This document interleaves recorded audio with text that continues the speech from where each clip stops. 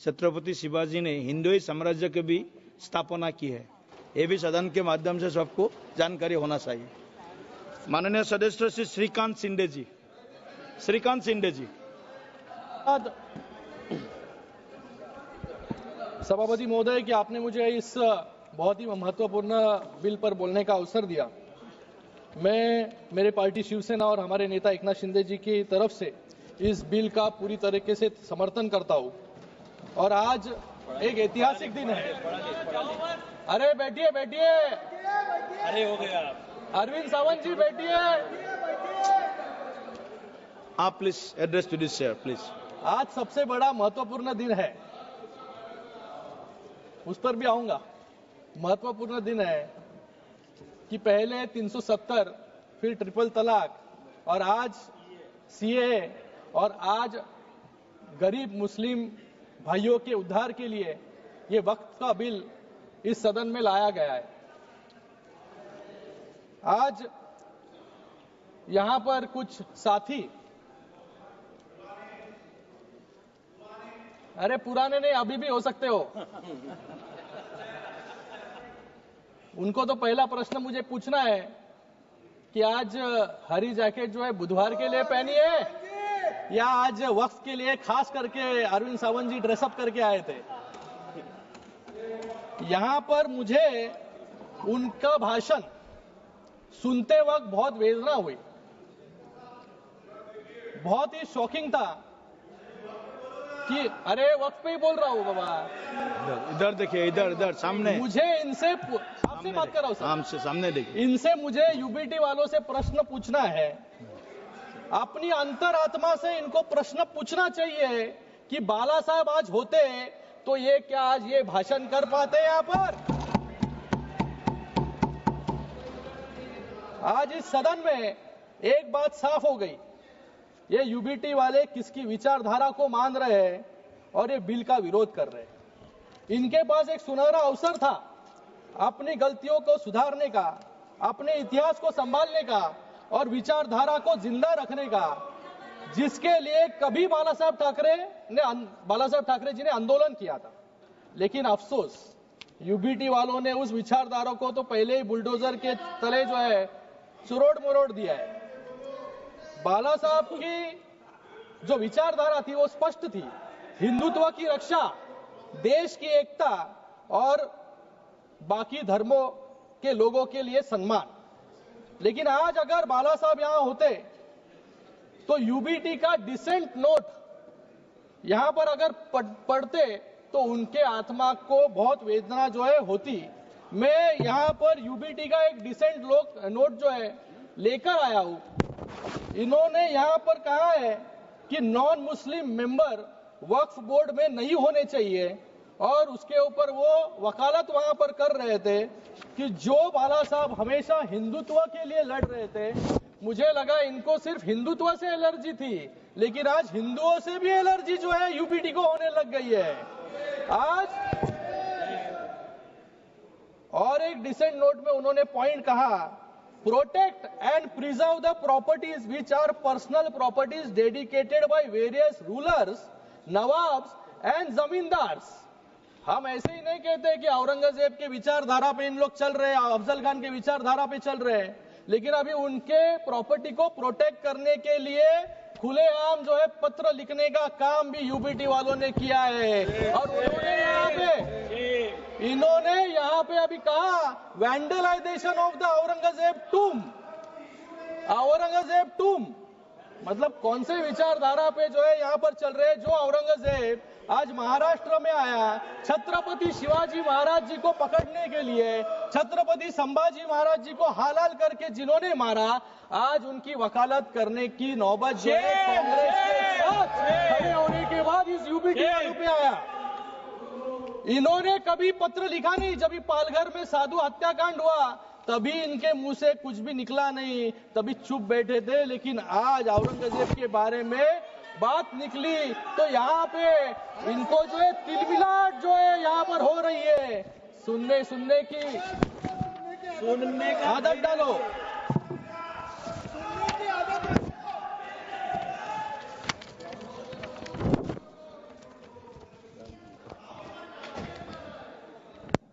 मैं यहाँ पर इन्होंने और कहा है यहाँ पर 370 कलम हटाने के बाद कश्मीर में क्या हुआ।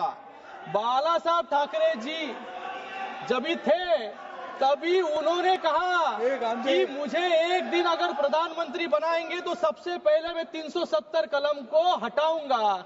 आज वो 370 कलम को यहाँ पर क्यों हटाया, ऐसा प्रश्न पूछने का काम यहाँ पर कर रहे हैं। और उसी के साथ में राम मंदिर के बारे में भी कहा इन्होंने कि जो सपना बाला साहब ने देखा था राम मंदिर का, कि राम मंदिर बनाने के बाद क्या हुआ, ये भी प्रश्न पूछने की नौबत जो है आज यूबीटी पे आ गई है। मुझे लगता है कि आज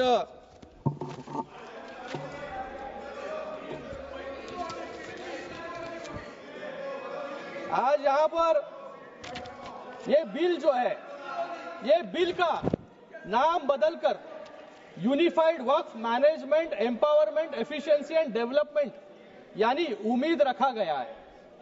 ये उम्मीद सिर्फ एक शब्द नहीं, यह इस कानून का सार है, इस कानून का आधार है, क्योंकि यह उम्मीद देता है उन सभी गरीब मुस्लिम समुदाय के लोगों को जिनका अधिकार वक्फ के आड़ में छीन लिया गया और उसको भ्रष्टाचार और लूट का साधन बना दिया गया। मैं विपक्ष के मित्रों का दर्द समझ सकता हूं, क्योंकि जब भी देश को उनसे उम्मीद दिखी तब उन्होंने देश को और मुस्लिम समुदाय को निराशा देने का काम किया। जिस समुदाय ने आंख बंद करके इनको वोट दिया, लेकिन उनको सिर्फ वोट बैंक बनाकर छोड़ देने का काम जो है इस कांग्रेस वालों ने, विपक्ष वालों ने किया। ये यहाँ पर हमेशा सब एक लोकसभा के वक्त भी लोगों में भ्रम फैलाने का काम इन्होंने किया। संविधान खतरे में है, संविधान खतरे में है। आज भी लोगों में भ्रम फैलाने का काम कर रहे हैं कि वक्फ की जमीनें जो है सरकार ले लेगी। लेकिन आज यहाँ पर वक्फ बाय यूजर, यहाँ पर एक अमेंडमेंट लाया गया कि जो ये बिल आने के बाद इसके पहले के सभी वक्फ जो अनडिस्प्यूटेड प्रॉपर्टीज है वो वक्फ पे रहेंगे। तो यहाँ पर कोई सवाल उठता नहीं है कि सरकारें उस वक्फ की जमीन को लेने की कोशिश कोई कर रहे हैं, लेकिन सिर्फ लोगों में भ्रम फैलाने का काम कुछ लोग यहाँ पर कर रहे हैं। मैं इन लोगों को याद दिलाना चाहूंगा, जब शाहबानो ने इस कांग्रेस से न्याय मांगने की उम्मीद की, कोर्ट ने शाहबानो को न्याय देने का काम किया, लेकिन इस सदन में ही इस कांग्रेस ने उनसे न्याय जो शाहबानो जी मांग रहे थे वो छीनने का काम इन्होंने ही किया। जब जम्मू कश्मीर की जनता ने आर्टिकल 370 हटाने की मांग की, तभी सिर्फ मुखदर्शक बनते ये कांग्रेस वाले रह गए, आतंकवाद को बढ़ते हुए देखते। जब 2006 में मुस्लिम समुदाय के उत्थान के लिए जब सच्चर कमेटी रिपोर्ट लाई गई, 8 साल तक उस कमेटी के रिपोर्ट को इंप्लीमेंट इन्होंने नहीं किया। जब मुस्लिम महिलाओं ने ट्रिपल तलाक से हो रही उत्पीड़न को रोकने के लिए इनसे गुहार लगाई, तब भी ये वोट गिनती में रह गए। और आज नरेंद्र मोदी जी के एनडीए सरकार में 370 भी हटाया, महिलाओं के आंसू पोंछने का भी काम किया। और आज ये बहुत ही ऐतिहासिक पूर्ण बिल लाकर आज मुस्लिम समाज के लोगों को भी, सर अभी तो शुरू किया है मैंने, I am the only speaker, Muslim समाज के लोगों को न्याय देने का काम भी यहां पर किया है। ये अपीसमेंट नहीं बल्कि अपलिफ्टमेंट की दिशा में उठाया गया एक बड़ा कदम है। ये वोट के लिए नहीं, वतन के लिए काम होता है। ये विधेयक किसी के साथ धोखा नहीं बल्कि हर वर्ग के साथ न्याय का माध्यम है। ये विधेयक मजहब की दीवार नहीं, विकास का द्वार बनाता है। और शायद इसलिए विपक्ष के साथी इतना जोर लगा रहे हैं कि इसको रोकने के लिए। मुझे इनसे पूछना है कि इन वक्फ की जमीनें जो लाखों एकड़ में है, 36 लाख एकड़ जमीन है, एक भी उदाहरण इनको देने के लिए मैं चैलेंज करता हूं कि जहां पर अच्छे स्कूल बने, अस्पताल बने हैं या स्किल सेंटर बने हैं या कॉलेजेस बने हैं, जिससे मुस्लिम बहनों को या स्टूडेंट्स को वहां पर मार्गदर्शन मिला हो या नौकरी मिली हो, ये एक भी उदाहरण नहीं है। गए 5 सालों में वक्फ की जमीनें बढ़ती गई, डबल हो गई, लेकिन इनकम जो है कम होते गया। जैसे किरण रिजिजू ने यहां पर कहा कि सिर्फ इतने सालों में 163 करोड़ 163 करोड़ रुपए रेवेन्यू, इतने लाखों एकड़ जमीन से। मतलब भ्रष्टाचार जो है इन जमीनों पर इतने सालों तक चलते आ रहा था, वो भ्रष्टाचार कंट्रोल करने के लिए, ट्रांसपेरेंसी लाने के लिए आज ये बिल आया है, तो इनके पेट में जो है दर्द यहां पर हो रहा है. हसताय काय तुमच्यावरती लोक हसणार आता.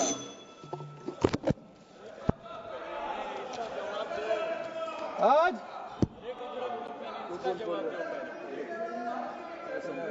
मैं यहां पर कुछ उदाहरण देना चाहूंगा. यहां पर इंडिया अलायंस के सभी साथी इसका विरोध कर रहे हैं, लेकिन आज इंडिया अलायंस का एक भी मुख्यमंत्री नहीं होगा जिन्होंने अपने कार्यकाल में वक्फ बोर्ड के भ्रष्टाचार पर इंक्वायरी नहीं की हो. हमेशा ये अनकॉन्स्टिट्यूशनल वाक्य जो है यहां पर बोलते रहते हैं. मैं कुछ उदाहरण यहां पर देना चाहूंगा.